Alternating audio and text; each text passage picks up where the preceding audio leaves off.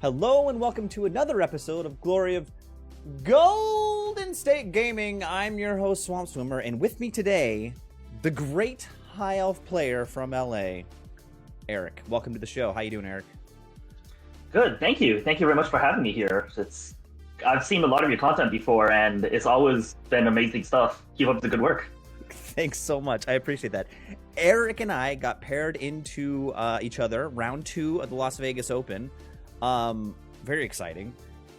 But before we get into that, Eric, I ask everyone who comes on the show, what's your Warhammer story? Like, when did you start playing? What editions have you played? What's your favorite army? I'm assuming it's High Elves, but go ahead, take it away. Yes, so I would say my Warhammer story arc began probably back in middle school, over just about a dozen years ago. I was walking through my local mall, and they had a Warhammer gaming store right there. And it was pretty cool, you know, your standard tabletop setup, boxes in the back and everything. But what caught my eye was the High Elf army that was assembled on the window. Back then, Fantasy was still played, and it wasn't dead for like over 10 years. Yeah. And on that windowsill was the High Elf Dragon, like the 7th edition kit, the plastic kit with the Lord on it, with the lance, the blue and white wings and everything. That caught my attention. That got me in the store and learning about what Warhammer was and everything. And I haven't played it much since then. I restarted playing again this past year because of the re-release of Old World. Nice. And so did you play in 7th or 8th edition at all? No, I was a very poor middle schooler, which did not have a lot of income for that. Yeah. No, I understand. But, that's great to hear that you're, because like the majority, I've said this before on numerous other videos, like the majority of Old World players are guys who played way back in the day, have a bunch of armies from other editions, and they're coming back to the game. And I'm really surprised by the number of players who like just picking it up with the Old World. It's like great. It's just new people coming into the hobby, which is awesome.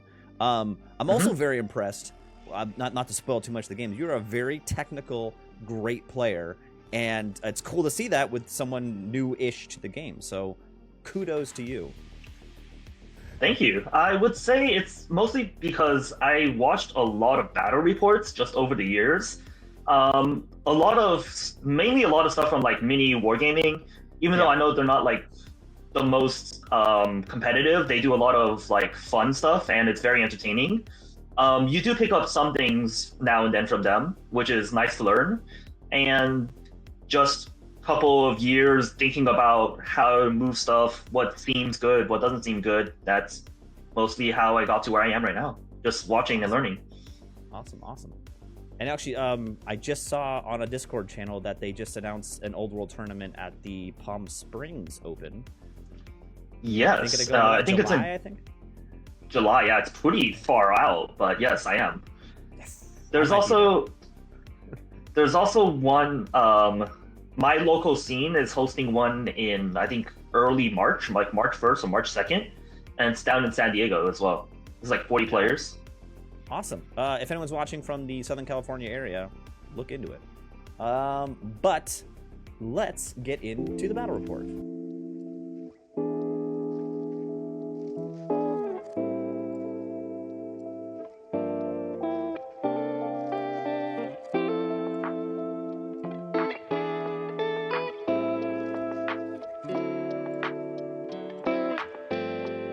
Okay, as I said, we got paired into each other round 2. I got 15 on my round 1 points. Do you remember how many points you got in your round 1? I believe it was 13. Yes, it was 13. I was 13-7. I'm sitting on 15. You're sitting on 13 with 1 win. Seems right. It's 2,000 points. We're playing Mountain Pass. This is actually the first time I've played Mountain Pass because it's kind of an annoying scenario to play, but it's just like you're way at the far ends of the table. It's very awkward. But it's still... That was my first time as well. I have a lot of practice games, but no one ever really plays Mountain Pass because, especially when you like go to RTs for practice and everything, the tables are lined up against each other. There's no way you're going to the ends of the table to play with that. Yeah. It's just like ergonomically annoying to play.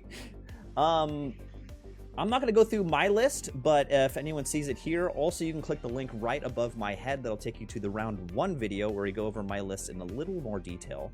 Well, we're going to go ahead and jump into Eric's list. The first question I have for you, Eric, is tell me about your models. Did you paint all these yourself? They look pretty awesome. I think your dragon looks really cool too. Yeah, thank you. I didn't paint most of these myself. Unfortunately, I'm only starting in the hobby, so I have a army that I am painting up slowly. It's a box, like the Bretonia box set, and I am slowly learning how to paint that one. But I don't know if Bretonia is the best box to start with. Bretonians are always the most complicated painting. Yeah, like the most complicated ones to paint. This is a bit complicated, but it's okay. Yeah. I will get through this one day. But yeah, no, most of these I bought from online, just scouring the internet over time, and these are the models I ended up with. I do have some more Hyos that are not painted yet, and I will work on those eventually. But most of these I did not paint myself, unfortunately. That's okay. No, that's perfectly reasonable if you're new to the hobby. Spoiler alert, I did not paint my army. That's actually the only army I painted was my original Lizardman army. But that's the best way to piece together an army when you're first starting, is to scour the internet and find these used models you can get maybe cheap, and they're maybe not the perfect paint job, but your army looks great, looks fantastic. Thank you. Yeah. But tell me about your list. I think your list is really interesting. Go ahead and just you don't have to go through it line by line, but tell me what you were thinking and how the list works together. Yes, so it's a High Elf list, and in Old World, I think all High Elves lists basically start and end with a Star Dragon. You can change what character's writing on it, but it's usually you have a Star Dragon in there to do well. Mm-hmm. One of the problems High Elves face a lot is everything you have is Strength 3 going up to Strength 5. You will not go through Toughness 6 stuff very easily, and there's a lot of Toughness 6 stuff around. Especially in your kind of list, Beastmen. Oh my god, there's so much toughness everywhere. Yeah. Yeah. So the core of the list revolves around a Prince on Star Dragon, like a completely defensive Prince on Star Dragon. So beyond the standard infamous, the 2-up, 5-up, 5-up, I also have a 2+ Opal Amulet Save, which is usually very reliable. Usually. Yes. Beyond that, I have a Noble BSB who helps control the battlefield and acts as a supporting charger. So usually I line them up along the same flank, and anything that pops up gets double charged with terror checks, and then gets double charged and potentially overran into. So that's a big part of the force multiplier there. And then finally, I have a level 4 Archmage on foot, who's just very cheap. He's there to help the spell. He's there to help blast stuff. High Elf mages are not very good at casting. They're very good at being consistent with their once per turn reroll. So you want to be outside of your opponent's range, so you could be even more consistent. Because you don't have any bonuses to cast on High Elves. Mm-hmm. Beyond characters, a lot of the list is just MSU. It's a lot of moving very quickly, shooting, getting in the way, trying to find cheeky angles. The Silver Helms are there to run forward and just be soft threat projection.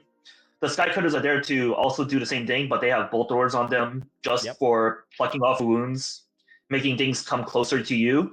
And then I have a lot of Sisters and Archers to act as shooting to make my opponent come to me and walk into my dragon ranges. Yeah, I think this is a unique High Elf list, because usually the High Elves don't go MSU. They either go the Sea Guard block or more commonly is the Dragon Princes. So I think this is really interesting, and your use of the Sky Sloops was really kind of cool. We'll get into that in the game, but let's just jump into the game. How about that? Let's see here.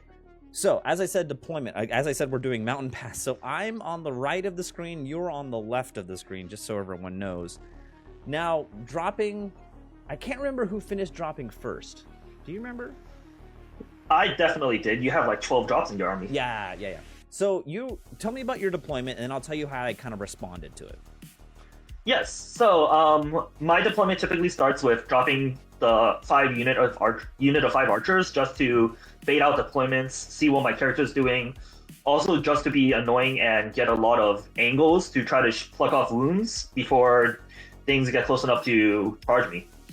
Yeah. And after that, I was mostly just looking at what he's going to drop, and putting down my appropriate threats for stuff. So like Silver Helms in the center to create space and threaten charges, Sky Cutters in the corners to shoot bolt throwers and go into flanks, and then Sisters in the forest to shoot stuff, make charges difficult, and also, if need be, evasive out of the forest to avoid shots. Yeah, exactly. And then you drop the dragon and the BSB kind of center right. And my response was those are basically the two targets I had to Vile Tide you, my double Vile Tide. So I kind of put my wizard unit kind of right down the middle with them. And also I put my two monsters kind of in my backfield because I didn't want you to scout back there. And with Mountain Pass, we have ginormous deployment zones. So they kind of ended up in my backfield, and they were going to rush forward in the midst of the game. And then my BSB is right in the center too. Yeah. This was going into this game, I was really scared because you're a very fast moving, and you're going to plink, drop off a few models, and I didn't think I was ever getting to your dragon or to your BSB. That's what I was like. I'm like, how can I get to these guys? So my first thing in the first couple turns was trying to set up a charge that you were going to take with either one of those models. Let's see. Let me just jump ahead. There was some light shooting. I pushed forward hard in turn 1. And then in turn 2, I think it was this turn? Yeah. You took the charge this turn with the dragon, and I double fled.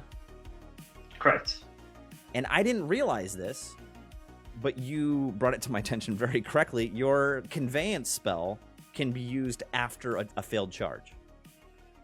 Yeah, Arcane Urgency. It's one of the backup plans for just repositioning my dragons or anything else in the army. It lets me, as you said, just reposition my dragon all the way back to my backline. And that was my plan, to like push you all the way, because like let you get the failed charge. And basically after your failed charge, you were sitting like right in front of my BSB and the Shaggoth. And then you just you pop that spell and zoomed him back. You can actually see your hand holding up your model, moving him back to where you wanted him. That was very clutch, because I feel like when you took that charge, I was like, oh, now I have a chance. I could Vile Tide you, or I could try like double charging you. I was probably going to Vile Tide you. But you brought it back. But what you did here is you gave your BSB within 27 inches of my Vile Tide unit. So I stepped up and put both Vile Tides in the BSB. And I think I didn't kill it with both BSBs, but I killed it with some other spell on top of that. I think it was maybe Wind Blast or something. But I got your BSB. The Wind Blast was the final one was Wind Blast. Which was a big win for me. A big win. Yes. On the flanks, I pushed on both flanks, and I thought I would maybe win one of them. I was just trying to distract you and keep you from coming down my flanks. I think I lost both the flanks. But this is the big turn. This is the big decision point in the game. You decide to do a big move with your dragon, and I would love... This is the move you do. You push your dragon all the way in front of my Gorgon. Eric, tell me, what was your thought process there? My thought process was, I did the typical math on the Gorgon, and then I even added typical, standard deviation, just like you rolled 30% better than normal. And then I was like, even with that, I would survive no problem.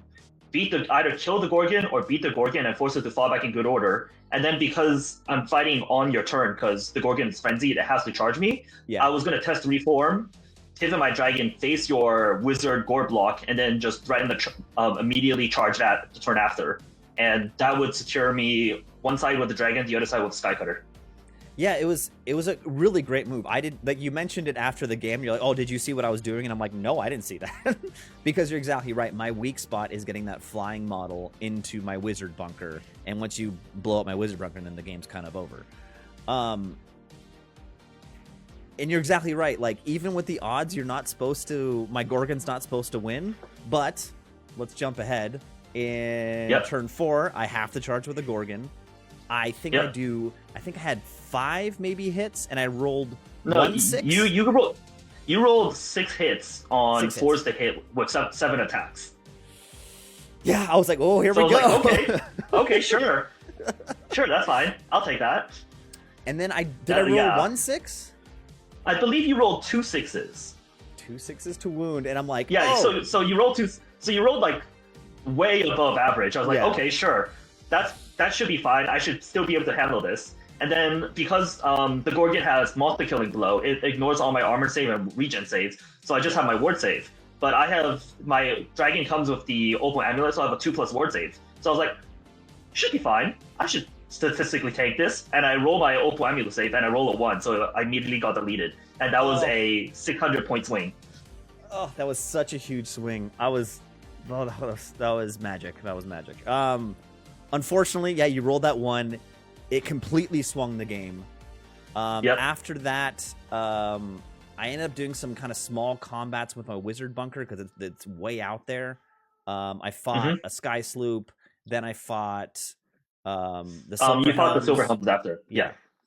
And I ended up surviving that unit, which was basically, I think you took off my Shaggoth was still there. So my big points pieces. Did you take I off thought the Shaggoth. Yeah, the last, you had in the bottom of 5. You had the Gorgon, the 2 shamans, and the Gore unit left. Yeah. But that was enough to win. Yeah, and let's jump to the end game here. That gave me a 12-point win. Yep. That was a really cool game because you made a really great move, and you really should have won this game. But, man, that was a good game. That was I think maybe one of the best games of the tournament for me. Yeah. And you said later on you talked to me after the end of the tournament that I handed you your one and only loss of the tournament. Yes. Yeah. I was 5-1 at the tournament, and I'm currently with the loss against you. I was tied with the amount of points for first place. So first place was 6-0 with 90 points. I'm 5-1 with 90 points. Well, I guess my apologies for doing that to you, but also I'm very kind of proud of it. Like I done good. Yeah. Yeah, the double Viletide list is very scary because I would say leaning into double Bray Shaman is the way to go. Yeah. With I think with Beastmen because it's the preferred list. Yeah. It's definitely the preferred list because what does Beastmen have? They have speed and they have fighting stats. What do they not have? They don't have range. So double Viletide gives you that range that Beastmen need to threaten stuff to make your opponent play KG to make them come to you. And if they don't come to you and you come to them, well, you're gonna out stat check them. Exactly. Yeah. Yeah. Exactly. Great game. Thank you, Eric. Quick wrap up. Like, how was the tournament in total for you? Did you have a good time? How was Vegas for you?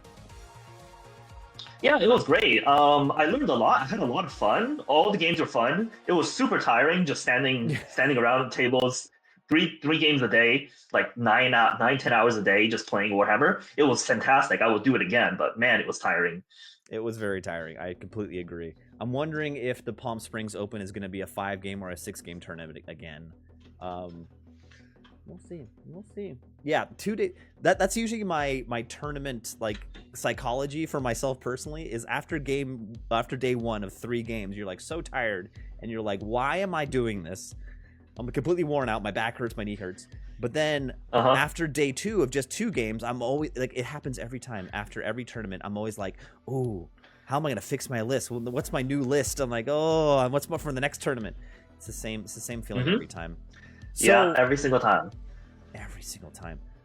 Well, thank you so much for the game. I'm so excited you're playing the old world. Hopefully, because I'm from San Diego myself. I grew up there. Oh, sick! So nice. I go back to Southern California all the time.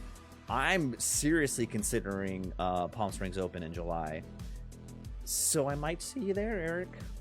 Yeah, I believe I saw the notification for it. I think it just went up today. So yeah, I'm definitely going to sign up for it whenever the signups are open. All right. Well, we'll see how my rest of my games go in this tournament. Thank you for joining me. And if anyone's watching, please like and subscribe. And we'll see you next time, Eric. Of course.